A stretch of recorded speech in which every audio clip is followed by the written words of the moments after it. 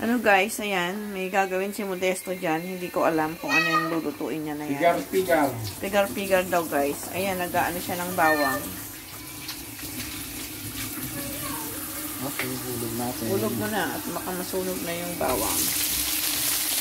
Ayan guys, may bagong invento si Modesto.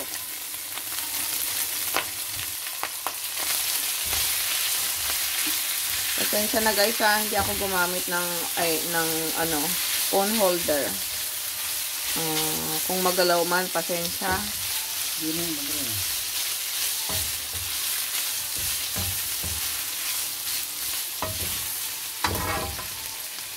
Ba yan yung sandok na kan?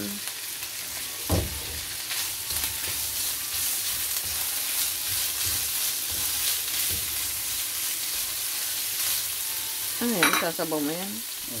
Ito yun. Ayan, isasabaw niya yan guys. Ayan.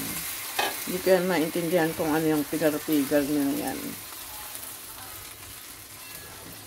Matitikman na lang natin mamaya pagluto na.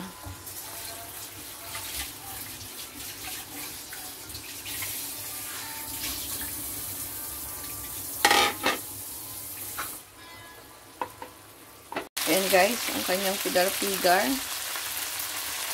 Lalagyan ng toyo. Pigar-pigar. Yung pinagkaiba niyan sa ano? Sa may toyo. Pero malambot yan guys. Sobrang malambot kasi pinakulo. Kumbaga, matigas kasi, parang matigas yung baboy. Yung kahapon na niluto ko na pork steak ay matigas siya guys pag malamig.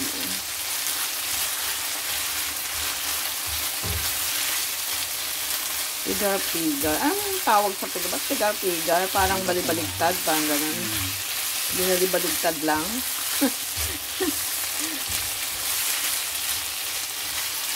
Pasensya na guys, hindi ko alam yung pigar-pigar. Si Modesto lang yung nakakaalam. Parang ano din guys, parang pork steak din siya. Kasi may sibuyas. May sibuyas din siya guys. Parang yung ginawa ko lang na pork steak. Kaya lang ko in-slice niya. Sobrang lambot na. Ay, naputok. Ayan, shout out dyan sa mga nakakaalam ng pigar-pigar. Pangalatak po kasi si Modesto, Pangasinan. Ako po ay Ilocana. Pero magkasundo po kami sa mga pagkain. Kasi mahilig siya sa mga may bagoong na pagkain. Ganon din po ang Ilocano.